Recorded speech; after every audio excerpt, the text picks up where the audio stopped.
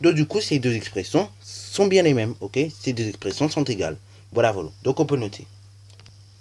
Et voilà, voilà, donc comment on a pu montrer très rapidement donc, que deux expressions sont égales. Donc quand vous avez deux expressions, que vous voulez montrer qu'elles sont égales, tout simplement, et ce que vous faites, vous regardez donc les deux expressions, et donc vous les développez, ok?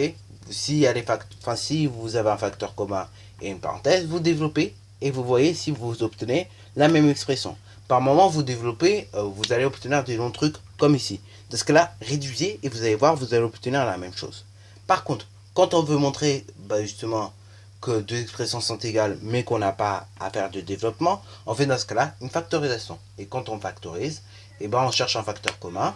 Donc là, soit on le voit directement, soit on est obligé de faire comme ici, développer le nombre que vous avez, afin de trouver le facteur commun. Et puis après, vous développez, et après, normalement, vous factorisez, et normalement, vous allez voir que ça revient quasiment au même, ou ça revient au même.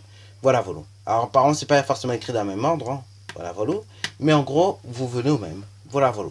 Sur ce, donc, c'est déjà la fin de la vidéo.